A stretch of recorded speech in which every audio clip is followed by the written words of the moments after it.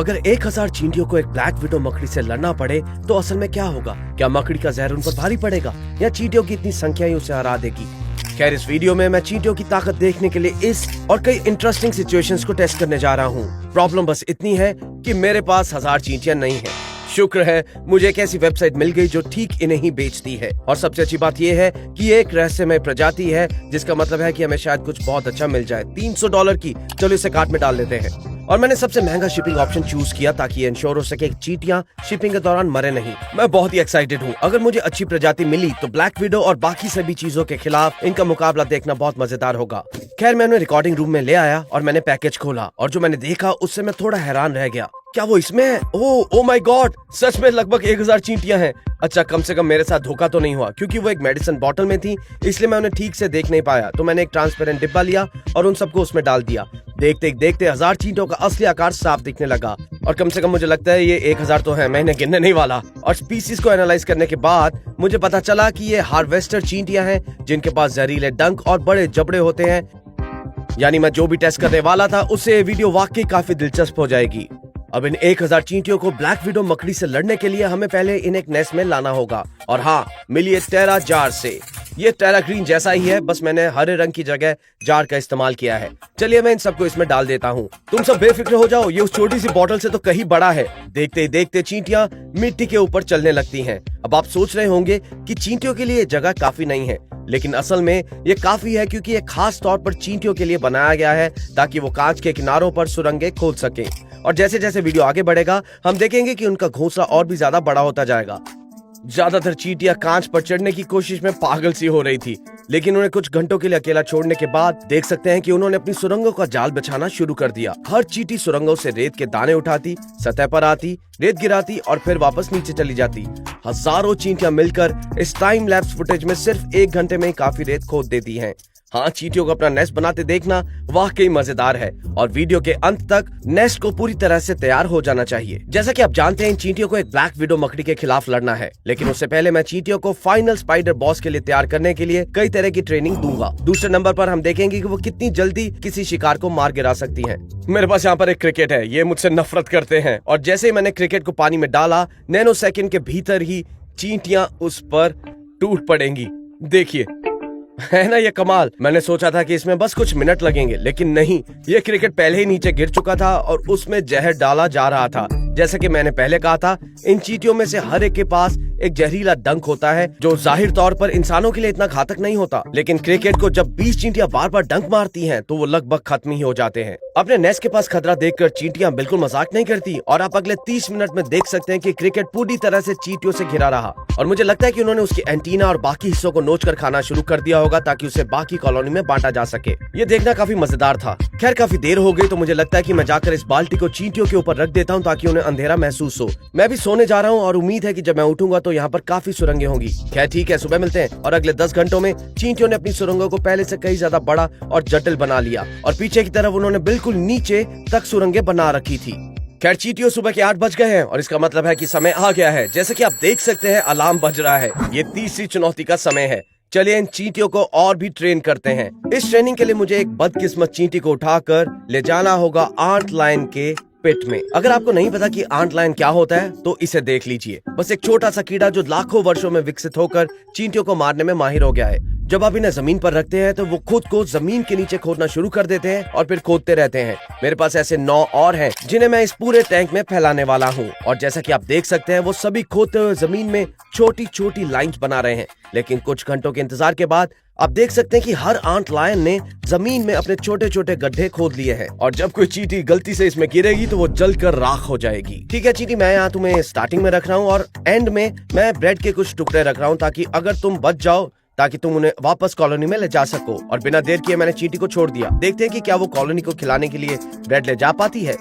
तुरंत ही वो रेतीले इलाके में घूमने लगी। उसे जरा भी अंदाजा नहीं था कि वो लगातार मौत के इन गड्ढों के पास से गुजर रही है। और आखिरकार उसने एक गलत कदम उठाया और एक गड्ढे में गिर गई। ये गड्ढे खास तौर पर चींटियों को इनमें गिराने के लिए बनाए गए थे, लेकिन शायद नीचे बैठा आंट लायन सो रहा था, इसलिए उसने चींटी को कुछ नहीं कहा। और वो आसानी से बाहर आ गई। लेकिन अगर आप ध्यान से देखें तो इससे आंट लायन जाग गया, लेकिन अब वो थोड़ा एक्टिव था और अपने जबड़ों से रेत फेंक रहा था ताकि अगर चींटी दोबारा अंदर चली जाए तो वो उस पर हमला कर सके। और अगले कुछ मिनटों में चींटी ने ठीक यही किया। वो गड्ढे के अंदर चलती है, लेकिन आंट लायन सही समय पर चींटी पर झपट्टा नहीं मार पाता। ये पॉज फुटेज है, लेकिन अगर हम इसे अनपॉज करें तो आप साफ साफ देख सकते हैं कि जब एक आंट लायन चींटी को पकड़ता है तो क्या होता है। आंट लायन चींटी को जमीन के नीचे खींचने लगा और कुछ ही सेकंड में ऐसा लगा जैसे यहाँ कुछ था ही नहीं। मुझे लगा कि सब खत्म हो गया। रेत के हिलने से पता चल रहा था कि चींटी और नीचे जमीन में धंसती जा रही है, लेकिन अचानक मैंने ये देखा, चींटी का थोड़ा सा सिर जमीन से बाहर निकला हुआ था। वो किसी तरह से वापस लड़ रही थी और बचने के लिए अपने डंक का इस्तेमाल कर रही होगी। मैं तुरंत वापस भागा और अपने दूसरे कैमरे से रिकॉर्ड करने लगा, और जो मैंने देखा वो बहुत अजीब था। चींटी किसी तरह रेत के नीचे से बाहर आ गई थी, लेकिन वो भागने की कोशिश नहीं कर रही थी, बल्कि वो अपने अगले पैरों से वापस जमीन के नीचे खोदने की कोशिश कर रही थी। यार ये हो क्या रहा है? ये चींटी कुत्ते की तरह क्यों खोद रही है? वो सचमुच अपने अगले पैरों से उस रेत में खोद रही है जहाँ वो लगभग मरने वाली थी। अगर तुम मरना चाहती हो तो मैं तुम्हें खुशी खुशी वहाँ पहुँचा दूंगा। क्यों ना तुम मजे करो। और उसे इस गड्ढे में डालने के तुरंत बाद वो आंट लायन भी जाग गया और फाइनली उसने चींटी पर झपट्टा मारा, कुछ इस तरह, और वो चींटी उसे फिर से जमीन के नीचे खींचने लगी। लेकिन लकीली ये चींटी एक बार फिर से लड़ने में कामयाब रही और किसी तरह खुद को छुड़ाकर तुरंत शेर से बाहर भागी और सीधे ब्रेड के टुकड़ों के पास अपना इनाम लेने चली गई। नहीं, इस चींटी ने मुझे धोखा दिया ताकि मैं उसे ब्रेड के पास ले जाऊं, और अब उसने किसी तरह चैलेंज जीत लिया है। कम ऑन, इन चींटियों में कुछ तो गड़बड़ है। मैं सच कह रहा हूँ, आखिर ये आंट लायन पिट से कैसे बच निकली और आखिर ये इससे बचकर ब्रेड तक कैसे पहुंच गई, और अब ये ब्रेड को कॉलोनी में वापस भी ले जाने की कोशिश कर रही है। यार ये तो कमाल है। मैं तुम्हें और सारी ब्रेड को कॉलोनी में वापस ले जाता हूँ। तो मैं सारी ब्रेड को नेस्ट में ले गया और पूरी कॉलोनी बहुत एक्साइटेड थी क्योंकि वो सब तुरंत ही ब्रेड पर टूट पड़ी और उसके छोटे छोटे टुकड़े जमीन के नीचे ले जाने लगी। खैर मैं कुछ घंटे इंतजार करने गया और वापस आया तो देखा कि नेस्ट पहले से भी बड़ा हो गया था। चींटियों की ट्रेनिंग अभी खत्म नहीं हुई। अब हमें देखना है कि क्या वो वीनस फ्लाई ट्रैप से बचकर खाना खा सकती हैं। तो मैंने तुरंत कुछ वर्कर आंट्स को उठाया और उन्हें वीनस फ्लाई ट्रैप के जाल में फंसा दिया, जिसमें बहुत सारे वीनस फ्लाई ट्रैप पौधे थे। इस ऑब्स्टेकल के लिए खाने के तौर पर हमारे पास एक गोरिल्ला है। अरे मैं मजाक कर रहा हूँ, मुझे नहीं पता कि इसे इसमें क्यों पैक किया गया है। असल में ये बस ओट्स हैं जिन्हें मैं इन चींटियों को खिलाने जा रहा हूँ। चलो इसे अंदर रखते हैं। देखिए हर वीनस फ्लाई ट्रैप के अंदर छोटे छोटे ट्रिगर बाल होते हैं और जब कोई चीज उन्हें छूती है तो वो बंद हो जाते हैं। और अगर मैं ध्यान से ओट्स को बालों के बीच में इस तरह रखूं कि कोई भी बाल ना टूटे तो मैं खाना सीधे यहीं रख सकता हूँ, जिससे चींटियों को उसे बाहर ले जाना पड़ेगा। लेकिन ओट्स को ठीक से अंदर रखना काफी मुश्किल था, इसलिए मैंने ओट्स को पूरे टैंक में फैला दिया। ठीक है, देखते हैं चींटियां यहाँ क्या करती है। मुझे लगता है कि वो ठीक से नहीं कर पाएंगी, लेकिन देखना पड़ेगा। तुरंत ही चींटियां उस ट्यूब से बाहर निकलने लगी जिसमें मैंने उन्हें रखा था, और शायद वो बहुत हैरान थी कि उन्हें उनके नेस्ट से कहां ले जाया जा रहा है। थोड़ी देर के लिए वो अपने नए एनवायरनमेंट का जायजा लेते हुए इधर उधर घूमती रहीं। कुछ मिनट बाद एक चींटी वीनस फ्लाई ट्रैप पौधे के पास गई। उसे शायद पता नहीं था कि ये पौधे असल में जिंदा हैं और उसे पूरा खा जाना चाहते हैं। लकीली वो चींटी किसी भी ट्रैप को एक्टिव किए बिना पौधों से बाहर निकलने में कामयाब रही। हालांकि कुछ मिनट बाद ये चींटी एक और पौधे के पास गई, और इस बार मैं बस इतना कहूंगा कि इस बार वो इतनी लकी नहीं रही। हैरानी की बात है कि वो ओट्स की तरफ उतना अट्रैक्ट नहीं हुई, लेकिन ऐसा लग रहा था कि वो जालों की तरफ अट्रैक्ट हो गई। दरअसल वीनस फ्लाई ट्रैप कीड़ों को अट्रैक्ट करने के लिए अपने जबड़ों के किनारे पर नेक्टर की एक बहुत पतली परत बनाते हैं, और फाइनली ये चींटी एक जाल में फंस गई, एक ट्रिगर हेयर से टकरा गई और बस ऐसे ही वो जबड़ों के अंदर फंस गई। जैसे कि आप देख सकते हैं चींटी अंदर इधर उधर घूम रही थी, बचने की कोशिश कर रही थी, और उसे समझ नहीं आ रहा था कि वो क्या करे। बेचारी चींटी के लिए तो बुरा ही हुआ। ये जाल अगले कुछ दिनों में एक प्रकार का एसिड छोड़ेगा जो उन्हें पोषक तत्वों में बदल देगा, जिससे पौधा और भी मजबूत हो जाएगा। इंटरेस्टिंगली मैंने अंदर जितनी भी चींटियां डाली थी वो सभी जालों से दूर रही थी और इस कोने के आसपास इकट्ठा थी। एक्चुअली वो कुछ और सुरंगें खोदना शुरू कर रही थी। अब ये चींटियां अभी भी सोचती हैं कि वो घोंसले में हैं, वो बस खोदने की कोशिश कर रही हैं। खैर मेरा मतलब है अगर आप जाल में नहीं फंस रहे हैं तो ये काफी समझदारी है, क्योंकि अगले 20 मिनट में केवल एक चींटी को ही दूसरी वीनस फ्लाई ट्रैप मिली। इस चींटी का नाम लैरी रखते हैं। लैरी तो बहुत ही दलेर निकला, क्योंकि वो इन सारे पौधों के जबड़ों पर चल रहा था मानो जान की बाजी लगा रहा हो। लेकिन आखिरकार लैरी की किस्मत ने साथ छोड़ दिया और ये हुआ। फाइनली जबड़ा उस पर बंद हो गया, जिससे उसका आधा शरीर बाहर फंस गया। लेकिन लैरी के लिए अच्छा ही हुआ, क्योंकि इसका मतलब था कि उसे बचने का मौका मिल गया। अपनी पूरी ताकत लगाकर, जो कि सच कहूं तो बहुत ज्यादा नहीं थी, उसने खुद को जबड़ों से बाहर निकालने की कोशिश की। लेकिन जाल इस तरह से बना होता है कि समय के साथ वो और कसता चला जाता है, यानी इस चींटी का अंत अब करीब था। सच कहूं तो मुझे उसके लिए बुरा लग रहा था, इसलिए मैंने कुदरत के नियम को तोड़ते हुए चिमटी से जाल को खोल दिया। मैंने लैरी को सेफली बाहर निकाल लिया और बाकी चींटियों के पास छोड़ दिया। खैर वो ट्रेनिंग तो वाकई बहुत अच्छी रही। एक को छोड़कर सारी चींटियां बच गईं, तो मैं उन सबको नेस्ट में वापस ले आया और पूरे झुंड को ये छोटे छोटे गोरिल्ला ओट्स दिए, उन्हें अपनी सपोर्ट दिखाने के लिए। जैसा कि आप देख सकते हैं, कुछ चींटियों को ओट्स को अपने कॉम्प्लिकेटेड टनल सिस्टम में ले जाने में ज्यादा टाइम नहीं लगा। और इन टनल सिस्टम्स की बात करें तो ब्लैक विडो से पहले मैं इन चींटियों को जो आखिरी ट्रेनिंग दे रहा हूँ वो बाढ़ का सिमुलेशन है। हाँ, मैं इस चींटी के घोंसले में पानी भर रहा हूँ, मतलब एक तरह से पानी थोड़ा सा डाल दूंगा। अगर मैं पानी को एक साथ डाल देता तो चींटियों को बुरा लग जाता, इसलिए इसके बजाय मेरे पास ये छोटी ड्रिपर है जो धीरे धीरे पानी की बूंदे गिराएगी। हाँ, ये थोड़ा अजीब लग सकता है, लेकिन ये थोड़ा सा पानी भी चींटियों की सुरंग प्रणाली को ढाने के लिए काफी हो सकता है। और अगर ये ढह जाता है और अगर वो इसे जल्दी से ठीक कर लेते हैं तो इसका मतलब है कि उन्होंने मेरे सभी ट्रेनिंग मिशन पास कर लिए और इसका मतलब है कि वो ब्लैक विडो के लिए तैयार है। इसलिए मैंने तुरंत पानी की छोटी छोटी बूंदे गिराना शुरू किया और शुरू में चींटियां बहुत हैरान थी। कुछ बूंदे चींटियों पर गिरी और उन्हें गीला कर दिया, लेकिन हैरानी की बात ये थी कि ज्यादा से ज्यादा चींटियां गीला होना चाहती थी, क्योंकि वो उसी के आसपास इकट्ठा होने लगी जहां पर पानी था। और फाइनली चींटियों का एक पूरा ढेर पानी में पूरी तरह से भीग गया। देखिए, चींटियां टीम वर्क करने में अमेजिंग होती हैं। जंगल में अगर कभी बाढ़ आ जाए तो चींटियों का एक बड़ा झुंड अपने शरीर से एक नाव बना लेता है। इस तरह क्वीन आंट और अंडे जैसी जरूरी चीजें ऊपर रहती हैं और सूखी रहती हैं, जिससे झुंड का भविष्य सुरक्षित रहता है। और छोटे पैमाने पर चींटियां यहाँ कुछ ऐसा ही कर रही हैं। वो अपने शरीर से एक ढाल बना रही हैं जो पानी को उनकी सुरंगों में जाने से रोकेगी, जहाँ सारे अंडे रखे हैं। वाह चींटियों, सच में कमाल की होती हो तुम। मुझे तो लग रहा था कि पानी से सुरंगें ढह जाएंगी, लेकिन लगता है कि चींटियां हर तरह की स्थिति का सामना करने के लिए विकसित हो चुकी हैं।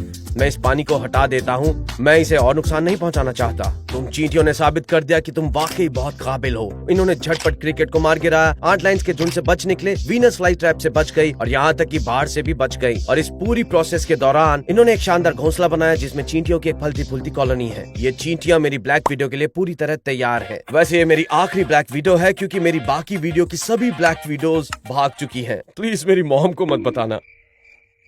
खैर, मैंने ब्लैक विडो को एक डिब्बे में रख दिया ताकि आप लोग इसे अच्छे से देख सकें। और जैसे कि आप देख सकते हैं, इसका वो रेड आर ग्लास जैसा पेट है।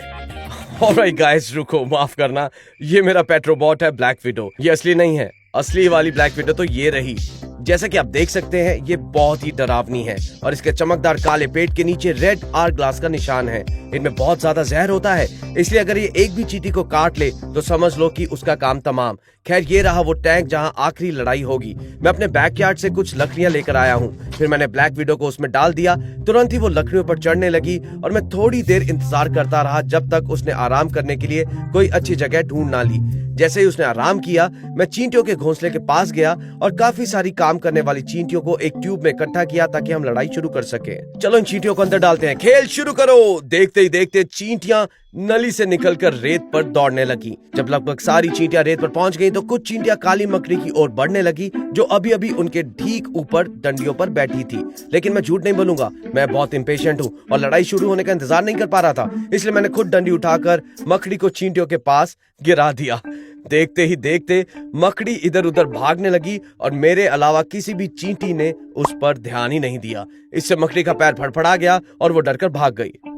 मकड़ी कांच पर चढ़कर जितनी जल्दी हो सके भागने की कोशिश कर रही थी, लेकिन कांच बहुत फिसलन भरा था। जैसे ही कुछ चींटियों ने देखा कि काली मकड़ी जमीन पर है, वो उस पर कूदने लगी और ये देखना वाकई मजेदार था, क्योंकि जैसा कि आप देख सकते हैं, वह मुश्किल से ही कोई चींटी थी और मकड़ी इतनी डरी हुई थी कि पूरी स्पीड से भागने की कोशिश कर रही थी। अरे यार, तुम तो दुनिया की सबसे जहरीली मकड़ी हो, तुम पलटवार क्यों नहीं कर रही? और हाँ, कुछ चींटियां काली मकड़ी को डराती रही, लेकिन बात यह है कि बाकी सभी चींटियां बाड़े के दूसरी तरफ अपना काम कर रही थी। मुझे इसे और इंटरेस्टिंग बनाना था, तो मेरे पास एक बेटर प्लान था। मैं गया और सभी चींटियों को उठाकर घोंसले में वापस ले आया। ऑलराइट, वेल, मैंने टैंक से ब्लैक विडो को निकाल लिया और हाँ, टाइटल में लिखा था 1000 एंट्स वर्सेस ब्लैक विडो।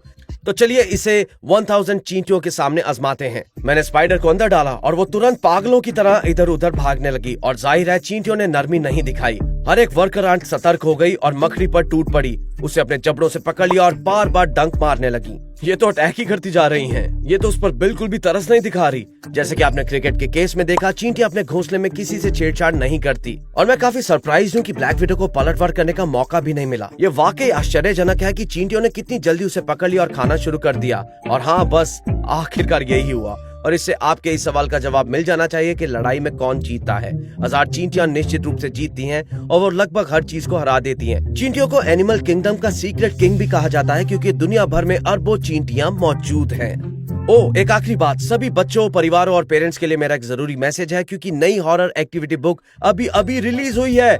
सच में हमने इस बुक को बनाने में बहुत मेहनत की है ताकि ये सबसे ज्यादा एजुकेशनल और मजेदार एक्सपीरियंस हो। इसमें हर चीज को रंग दिया जा सकता है और ये 5 अलग अलग बायोम की एक यात्रा है। इसमें ना सिर्फ ढेरों मजेदार फैक्ट्स हैं, बल्कि आपकी क्रिएटिविटी को भी आजमाती है। जैसे इस पेज पर आप मड स्किपर के लिए एक परफेक्ट हैबिटेट डिजाइन कर सकते हैं और इस पेज पर आप इनमें से हर एक के लिए अपना खुद का एक्सोलॉटल भी डिजाइन कर सकते हैं। मैं इसके बारे में 10 मिनट और बात कर सकता हूँ, लेकिन अगर आप इसके बारे में और जानना चाहते हैं तो terragreenstore.com पर जाकर देखें, वहाँ और भी इंफॉर्मेशन अवेलेबल है। इस वीडियो को देखने के लिए आपका बहुत बहुत धन्यवाद। और हाँ, ये यहीं खत्म होती है। ये बेचारा नींद में है, मुझे पता है आपको इसे देखना पसंद है।